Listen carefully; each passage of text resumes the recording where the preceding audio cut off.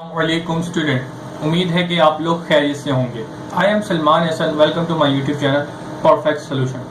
बेटा, इस वीडियो के अंदर हम लोगों ने एक्सरसाइज 9.3 का क्वेश्चन नंबर 9 का पार्ट नंबर 2 और 3 को कंप्लीट करना है। ठीक है बेटा, तो ये थोड़े डिफरेंट पार्ट हैं, इनको जरा गौर से समझिएगा। ठीक है, तो अभी हम लोग ने पार्ट नंबर 2 करना है, जो मैंने यहाँ पे हेडिंग डाल दी है। ठीक है बेटा, तो सबसे पहले सोल्यूशन लिख लेता हूँ, क्या करना है उसके लिए हम क्वेश्चन को पढ़ते हैं और फिर सोल्यूशन स्टार्ट करते हैं। तो सबसे पहले क्वेश्चन नंबर 2 में कह रहा है क्या a vector of a length 6 with make an angle 60 and 45 with the positive y axis and the z axis respectively। respectively का मतलब होता है कि जो पहला वाला पहले वाले के लिए, दूसरा वाला दूसरे वाले के लिए। ठीक है बेटा, इसका मतलब ये होता है। चले जी आए सोल्यूशन को स्टार्ट करते हैं। बेटा सबसे पहले इसमें मेन क्वेश्चन में मुझे क्या कहा गया कि एक वेक्टर की फॉर्म बनाओ, x I plus Y J plus Z के, सिंपल। ठीक है बेटा, तो लाजा इसने कोई अल्फाबेट नहीं दिया, यानी कि किसी शो नहीं किया, तो ये आप खुद कर लें। ए लाजा मैं इसको कह देता हूँ, ए वेक्टर है जो इसकी फॉर्म में हमें बनाना है, जो इसने कहा है। ठीक है बेटा, और उसके बाद इसने मुझे क्या क्या दिया है वो पार्ट नंबर 2 को पढ़ के आ जाएगा। तो दोबारा से हम पढ़ते हैं। तो इसमें क्या कह रहा है, a vector of a length 6। ठीक है, तो a vector of a length 6 basically length of vector. ठीक है, लेंथ ऑफ वेक्टर जो है मेरे पास बेसिकली क्या होता है, मैग्नीट्यूड ऑफ वेक्टर होता है। ठीक है बेटा, length of vector basically magnitude of vector भी कह सकते हैं। तो लादा वेक्टर मैग्नीट्यूड को हम इस तरह सिंबलाइज करते हैं, तो मैंने वो लिख दिया है। ठीक है बेटा, तो ये 6 दिया हुआ है तो मैंने 6 कर दिया है। ठीक है, फिर इसके बाद में क्या कह रहा है, विच मेक एन एंगल 60, क्या एंगल बना रहा है, 60 बना रहा है। ठीक है, एंड 45, फिर दूसरा एंगल क्या बना रहा है, 45 बना रहा है। ठीक है बेटा, विद क्या बोला है, with the positive y axis and z axis. तो बेटा सबसे पहले बताएं कि y एक्सिस क्या होता है, y एक्सिस के साथ जो एंगल बनता है उसको हम क्या कहते हैं, बीटा। ठीक है, फिर इसके बाद क्या कह रहा है, z एक्सिस। तो z एक्सिस से कौन सा एंगल बनता है, z एक्सिस से बनता है गामा।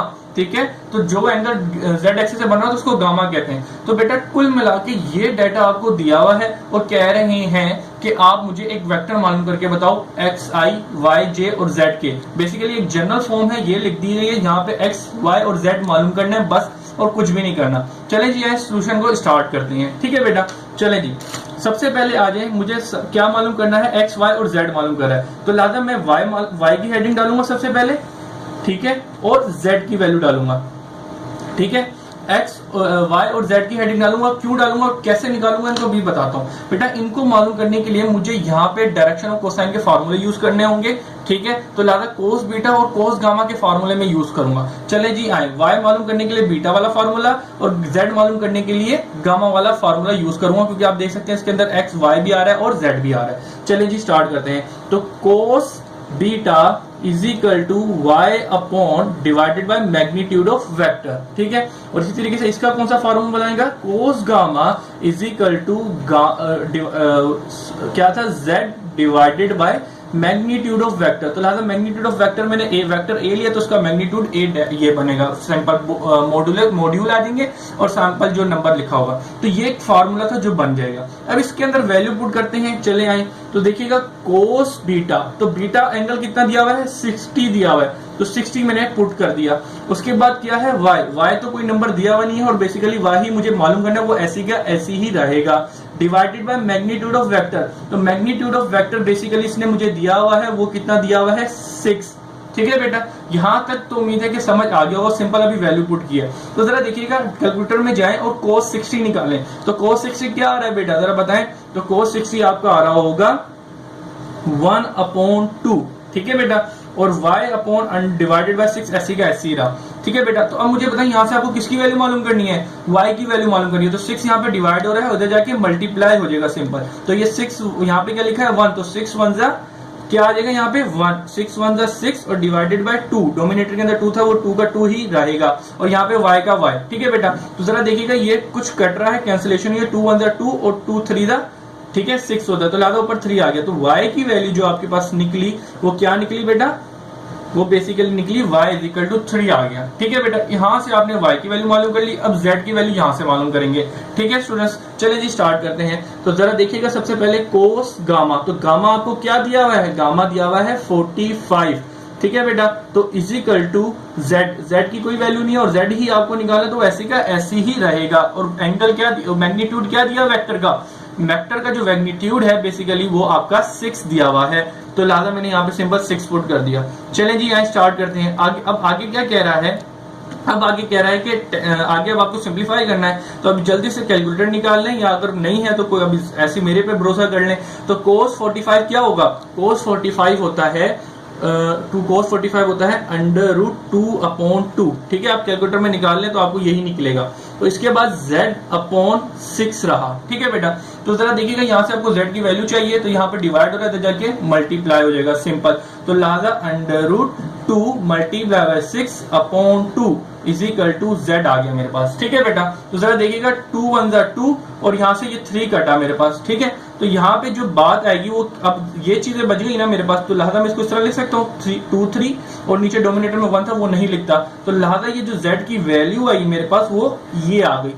ठीक है, इसको थोड़ा सीधा करके लिख दूं, सीधा करके चले यूं करके यहाँ पे लिखना ताकि किसी किस्म की कंफ्यूजन आपको ना रहे। ठीक है बेटा, तो z की जो वैल्यू निकली वो क्या निकली है, z इज इक्वल टू 3√2। सही है बेटा, ये आपने y की और z की वैल्यू यहाँ तक मालूम कर ली है। उम्मीद है बेटा किस तरीके से निकाली है वो पता चल गया होगा। ठीक है, तो अब जरा आए, आपको क्या मालूम करना था, ये वेक्टर था, इसमें x y और z की वैल्यू मालूम करनी थी। तो बेसिकली आपने y और z की तो वैल्यू मालूम करनी है, अब x की वैल्यू मालूम करनी है। तो बेटा x की वैल्यू मालूम करने के लिए आपको क्या, ये वाला अगर फार्मूला यूज करेंगे तो अल्फा होना चाहिए। तो अल्फा एंगल आपको दिया हुआ है तो नहीं दिया हुआ। ठीक है, तो लिहाजा इसका मतलब ये है कि इसको थोड़े डिफरेंट तरीके से हम लोगों ने सोल्व करना है। चलें जी स्टार्ट करते हैं। तो लिहाजा जरा देखते हैं कि इसने मुझे मैग्नीट्यूड दिया हुआ है। ठीक है, तो जब मैग्नीट्यूड दिया हुआ है तो मैं मैग्नीट्यूड के फॉर्मूले से इसको निकालने की कोशिश करूंगा। तो जरा यहाँ पे हेडिंग डाल देता हूँ, क्या मालूम करने जा रहा हूँ, ए मालूम करने जा रहा हूँ। ठीक है, तो चलें जी इसका सोल्यूशन स्टार्ट करते हैं। तो सबसे पहले हमें एक फार्मूला याद होना चाहिए, मैग्नीट्यूड ऑफ वेक्टर। तो मैग्नीट्यूड ऑफ वेक्टर का फार्मूला होता है वेक्टर का मैग्नीट्यूड x का स्क्वायर प्लस y का स्क्वायर प्लस z का square. Basically x y z क्या है, i के साथ, j के साथ, जो k के साथ जो लिखा था उनका स्क्वायर कर देते हैं मैग्नीट्यूड के अंदर। तो मैंने वही फार्मूला ले लिया है। तो अब जरा यहाँ पे वैल्यू पुट करता हूँ, यहाँ से x की वैल्यू मालूम करेंगे। जरा देखिएगा कैसे मालूम करेंगे। चले आए, तो जरा देखिएगा यहाँ पे मैग्नीट्यूड ऑफ वेक्टर क्या है मेरे पास, जो इसने मुझे दिया है वो कितना दिया हुआ है 6 इज इक्वल टू। ठीक है, इसके बाद जरा आ जाए x का स्क्वायर ऐसे ही रहेगा y, तो y का स्क्वायर क्या बनेगा, जो दिया पहले y को लिखते हैं फिर इसका स्क्वायर अगले स्टेप में मैं करता हूँ। तो सिंपल y की वैल्यू जो मैंने निकाली थी वो लिख दी यहाँ पे। ठीक है, अब आ जाए z, तो z की वैल्यू आपने क्या निकाली थी 3√2, तो लिहाजा मैंने लिख देता हूँ 3√2 का होल स्क्वायर। ठीक है बेटा, चले आए, अब जरा क्या करेंगे हम लोग, इसको थोड़ा सिंप्लीफाई करते हैं। तो x का स्क्वायर ही रहा, 3 का स्क्वायर करेंगे तो 9 हो जाएगा, और प्लस जरा इसका स्क्वायर करें 2 का स्क्वायर, 2 जब 3 पे आएगा तो 9 बन जाएगा, और ये जो 2 का जो यानी कि स्क्वायर है जब ये अंडर रूट के उसके ऊपर आएगा तो स्क्वायर से स्क्वायर रूट कट के आपके पास सिंपल 2 बच जाएगा। ठीक है बेटा, तो चले आगे चलते हैं। फिर आगे क्या होगा, तो x स्क्वायर प्लस 9 2 18, तो सिंपल यहाँ पे 18 आ जाएगा आपके पास। ठीक है, तो जरा और आगे चलते हैं। अब जरा 9 स्क्वायर प्लस करें, जरा इसको कितना हो जाएगा, 9 के अंदर 18 जमा किए तो ये ऑलमोस्ट 27 प्लस 27 आ जाएगा। ठीक है, तो अब मुझे यहाँ पे ये बात बताएं कि 6 अंडर रूट, यहाँ पे भी 6 था तो 6 under root X square plus 27 आया। ठीक है, अब आपको यहाँ से x की वैल्यू मालूम करनी है, तो लिहाजा x की वैल्यू मालूम करने के लिए स्क्वायर रूट खत्म करना पड़ेगा। तो स्क्वायर रूट खत्म करने के लिए मैं क्या करूंगा, स्क्वायरिंग ऑन बोथ साइड। ठीक है, स्क्वायरिंग जब ऑन बोथ साइड करूंगा तो जब भी जाके मेरा काम बनेगा। तो लिहाजा 6 का स्क्वायर यहाँ पे भी किया, स्क्वायर करा यहाँ पे भी किया, और लिहाजा 6 का स्क्वायर मैंने यहाँ पर भी कर दिया। तो जरा देखेंगे 6 का स्क्वायर किया तो मेरे पास 36 आ जाएगा, और इस स्क्वायर से स्क्वायर रूट कैंसिल होकर मेरे पास x स्क्वायर प्लस 27 आ जाएगा। ठीक है बेटा, तो अब जरा देखिएगा ये प्लस का इधर जाके, क्योंकि मेरे को यहाँ से x की वैल्यू मालूम करनी है, तो लिहाजा ये प्लस का इधर जाके माइनस का हो जाएगा। तो लिहाजा 36 minus 27 is equal to x का स्क्वायर। ठीक है बेटा, तो चले अब जरा देखिए, अब यहाँ से 36 से 27 को माइनस करें तो आपके पास 9 आ जाएगा। ठीक है, तो कम से कम आप अपने पास कैलकुलेटर रख लिया करें ताकि ये चीजें चेक करते रहे और आपका आंसर याद, वरना तो अपनी कॉपी बिल्कुल साथ रखा करें और साथ साथ देख देख के लिखते रहा करें। चलें जी, ये आपको यहाँ से किसकी वैल्यू मालूम करनी है, स्क्वायर किसकी मालूम करनी है, x की। तो लिहाजा क्या करेंगे, square root on both side. तो लिहाजा हम square root on both side ले लेते हैं। तो लिहाजा स्क्वायर ऑफ 9 और is equal to square of x square. तो यहाँ से x कट गया और 9 का स्क्वायर रूट मेरा 3 होता है, तो सिंपल x की वैल्यू मेरे पास 3 आ गई। तो लिहाजा मैं इसको घुमा के मैं लिख देता हूँ, तो ये क्या बन जाएगा, x इज इक्वल टू 3। ठीक है बेटा, यहाँ पे आपका 99.9% क्वेश्चन होता है कंप्लीट। बेसिकली आपको एक वेक्टर मालूम करना था, उसके अंदर x, y और z होना चाहिए था, तो आपने y भी मालूम कर लिया, z भी मालूम कर लिया और x भी मालूम कर लिया। अब सिंपल आपने इसको यहाँ पे पुट करना है और अपना आंसर यानी कि इसके अंदर फॉर्म करना है, पुट करना है सारी वैल्यू को, अपना आंसर देना है। चले जी इसको स्टार्ट। अगले आगे जो कंटिन्यू करेंगे तो मैं इसको यहाँ पे कंटिन्यू करता हूँ। तो फिर आपने डालना है हेडिंग डालनी है for required answer. Required answer के लिए क्या था, ए वेक्टर था x I plus Y J plus Z के। ठीक है, अब इसके अंदर बस वेक्टर मालूम करना, तो वेक्टर की एक्स वाई जेड मालूम करना था, वो आपने ये तीनों मालूम कर लिए हैं। बस इसमें वैल्यू पुट करें और अपना आंसर दे दें। तो सबसे पहले x कितना आया 3, तो ये 3i बन गया। फिर इसके बाद में y कितना आया, y 3 है, वो भी 3j बन जाएगा। और z के यानी कि z की वैल्यू क्या निकाली आपने, प्लस 3√2 के। सिंपल। तो लिहाजा आपका जो रिक्वायर्ड आंसर था यानी कि एक वेक्टर मालूम करना था, वो आपने इस तरीके से मालूम कर लिया है। ठीक है बेटा, बड़ा ही आसान तरीके से कोशिश की है मैंने समझाने की, उम्मीद है कि ये समझ आ गया होगा। ठीक है, चलिए जी अब आगे हमने कौन सा करना है, क्वेश्चन नंबर 9 का पार्ट नंबर 3 करते हैं अगली पार्ट के अंदर। चलिए यहाँ स्टार्ट करें।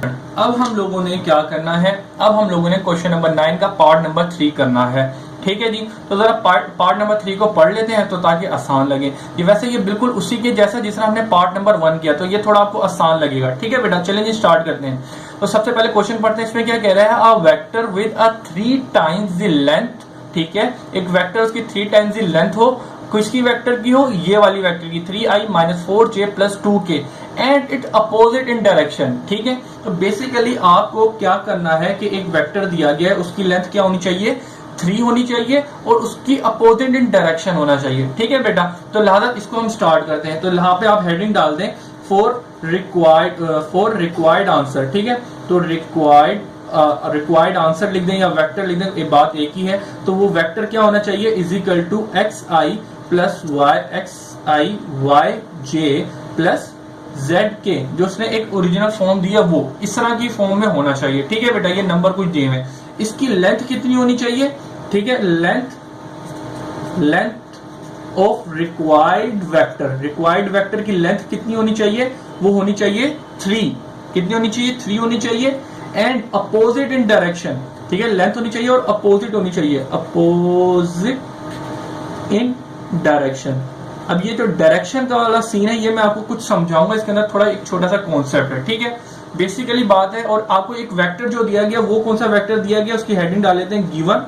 जो वेक्टर दिया गया है basically i is equal to, उसको क्या दिया हुआ है, 3i minus 4j plus 2k। ठीक है, एक वेक्टर दिया हुआ है, ये मैंने लिख लिया और उसको सपोज कर लिया है 1। तो बेसिकली इस वेक्टर की आपको क्या लेंथ मालूम करनी है, क्या होनी चाहिए, 3 वेक्टर की लेंथ होनी चाहिए और अपोजिट डायरेक्शन होना चाहिए। तो लिहाजा मैंने आपको ये वाली बात बताई थी कि एक वेक्टर दे दीजिए और उसकी लेंथ दूसरी मांग रहा हूं, तो सबसे पहले इस वेक्टर की क्या मालूम करेंगे, जल्दी से बताएं, यूनिट वेक्टर मालूम करेंगे। तो लिहाजा यूनिट वेक्टर मालूम करने के लिए यूनिट वेक्टर का थोड़ा फार्मूला भी मैं बता देता हूं। यूनिट वेक्टर का जो फार्मूला है वो ये रहा। तो यूनिट वेक्टर मालूम करेंगे और यूनिट वेक्टर का मतलब होगा इसकी लेंथ कितनी हो जाएगी, 1। तो सिंपल लेंथ 1 होगी और 3 से उसको मल्टीप्लाई करेंगे तो आपका जो रिक्वायर्ड आंसर होगा वो मालूम कर लेंगे। ठीक है, चलें जी यहाँ स्टार्ट करते हैं। तो सबसे पहले आपको पता है इसका यूनिट वेक्टर मालूम करना है, तो यूनिट वेक्टर मालूम करने के लिए आपको इसका मैग्नीट्यूड पता होना चाहिए। तो चलें जी सबसे पहले हम क्या करेंगे, मैग्नीट्यूड की हेडिंग डाल लेंगे। सबसे पहले हमने इसका मैग्नीट्यूड मालूम करना है, तो मैग्नीट्यूड की हेडिंग डाल ली और मैग्नीट्यूड मालूम करते हैं। चलें हाई, तो मैग्नीट्यूड मालूम करने का सबसे आसान तरीका क्या होता है, होल स्क्वायर रूट लगाया और जिसका मैग्नीट्यूड मालूम करना तो आई के साथ जे के साथ जो के साथ जो लिखा होता है उनका स्क्वायर रूट कर लेते हैं। तो सिंपल करते हैं 3 का स्क्वायर, फिर क्या आएगा प्लस माइनस 4 का स्क्वायर, फिर इसके बाद क्या आएगा 2 का स्क्वायर। सिंपल। अब चलते हैं आगे, जरा क्या बन जाएगा ये, 3 का स्क्वायर 9, 4 का स्क्वायर 16 और 2 का स्क्वायर 4। सिंपल। ठीक है बेटा, चलें जी अब आगे जरा देखिएगा, 9 और 4 16 और 4 20 और 20 और 9 कितना होगा 29। तो आपने जो मैग्नीट्यूड मालूम किया वो कितना आया, स्क्वायर रूट 29। सिंपल। ठीक है, ये आपने क्या मालूम कर लिया, मैग्नीट्यूड मालूम कर लिया। अब क्या करना है, यूनिट वेक्टर स्टार्ट करते हैं। तो यूनिट वेक्टर की हेडिंग डाल लेते हैं सबसे पहले ताकि आपको आसान रहे। तो यूनिट वेक्टर की हेडिंग क्या होती है, यूनिट वेक्टर मालूम करने जा रहे हैं तो यूनिट वेक्टर की हेडिंग डाल दी। अब यूनिट वेक्टर की हेडिंग के बाद यूनिट वेक्टर का फार्मूला, तो यूनिट वेक्टर का फार्मूला ये भी लिखा हुआ है और यहाँ पे भी लिख देता हूँ, vector divided by magnitude of vector. तो सिंपल अब वैल्यू पुट करते हैं। वेक्टर क्या दिया, वेक्टर जिसने दिया हुआ था 3i minus 4j plus 2k simple, और divided by magnitude of vector. तो मैग्नीट्यूड ऑफ वेक्टर क्या दिया हुआ है आपको, क्या निकाला है आपने, √29 निकाल लिया। ठीक है बेटा, तो चले अब जरा देखिए √29 हर किसी के नीचे आ जाएगा, तो मैं इसको लिख देता हूं। ठीक है, 29i माइनस 4/√29j और प्लस 2/√29k। ठीक है बेटा, तो सिंपल ये आपने यूनिट वेक्टर को मालूम कर लिया। यूनिट वेक्टर आपने मालूम कर लिया, ये आपका फाइनल आंसर नहीं है। यूनिट वेक्टर मालूम करने के बाद क्या करते हैं, जो रिक्वायर्ड लेंथ होती है उसको अब उससे मल्टीप्लाई करना है। तो अब यहाँ पे आप हेडिंग डाल दें फॉर रिक्वायर्ड वेक्टर। ठीक है, रिक्वायर्ड वेक्टर कैसे निकलेगा, रिक्वायर्ड वेक्टर बेसिकली ए है, वो कैसे निकलेगा 3 मल्टीप्लाई बाय यूनिट वेक्टर। ठीक है, तो यूनिट वेक्टर आपने ये मालूम किया, इसको यहाँ पे पुट करेंगे और 3 मल्टीप्लाई कर देंगे। लेकिन यहाँ पे एक बात समझिएगा, आपको यहाँ पे क्या कहा गया था क्वेश्चन में कि भाई एक ऐसा वेक्टर मालूम करो जिसकी लेंथ 3 होनी चाहिए, ठीक है, और अपोजिट इन डायरेक्शन होना चाहिए। तो अपोजिट ऑफ डायरेक्शन भी तो मालूम करना है, तो लिहाजा आपको ये बात याद होनी चाहिए कि अपोजिट ऑफ डायरेक्शन क्या होता है, बेसिकली नेगेटिव होता है। ठीक है, तो यहाँ पे आपको इससे 3 मल्टीप्लाई नहीं करना, आपको इससे -3 मल्टीप्लाई करना है। क्यों, क्योंकि अपोजिट इन डायरेक्शन चाहिए। अगर वैसे ही सेम डायरेक्शन में होता तो जरा देखिएगा, आपको ये पिछला हमने क्वेश्चन किया था, उसमें क्या कहा था कि सेम इन डायरेक्शन, तो 2 था तो 2 ही मल्टीप्लाई किया था, लेकिन अपोजिट इन डायरेक्शन का मतलब बिल्कुल उल्टा है, तो लिहाजा माइनस वाला इससे मल्टीप्लाई करेंगे, तो लिहाजा -3 आपने इसको मल्टीप्लाई करना है। तो लिहाजा 4 रिक्वायर्ड वेक्टर के अंदर आप 3 मल्टीप्लाई नहीं करेंगे, इसे -3 मल्टीप्लाई करेंगे। क्यों, क्योंकि आपको यहाँ पे अपोजिट वेक्टर चाहिए जो रिक्वायर्ड है। ठीक है, तो रिक्वायर्ड के लिए भाई जो चीज चाहिए वही काम करेंगे, तो सिंपल हमने वही काम कर दिया। तो ये -3 को अब मल्टीप्लाई किससे करना है, यूनिट वेक्टर। तो यूनिट वेक्टर क्या लिखा हुआ है, 3/√29i, ठीक है, -4/√29j और प्लस 2/√29k। ठीक है बेटा, सिंपल। और ये जो 3 से मल्टीप्लाई हो रहा है, अगले स्टेप में इसको मल्टीप्लाई करता हूँ और अपना आंसर दे देता हूँ। तो 3 3 9/√29 माइनस का। ठीक है बेटा, तो ये आई। अब जरा देखिए माइनस माइनस प्लस हो जाएगा और 3 4 12 हो जाएगा /√29j। ठीक है बेटा, और 3 अब इससे मल्टीप्लाई हुआ तो 3 2 6 हो जाएगा और ये प्लस माइनस माइनस हो जाएगा और &29k का k मेरे पास आ जाएगा। तो इस तरीके से आपने क्या मालूम कर लिया, एक वेक्टर मालूम कर लिया जिसकी क्या लेंथ है, 3 लेंथ है और अपोजिट इन डायरेक्शन है। ठीक है बेटा, तो इस तरीके से निकलेगा। जो आपका फाइनल आंसर होगा वो होगा ये। ठीक है बेटा, this is your final answer. उम्मीद है कि ये चीज आपके समझ आ गई होगी। इंशाल्लाह आने वाली वीडियो में फिर अगले के सारे पार्ट करवाऊंगा। अल्लाह हाफिज।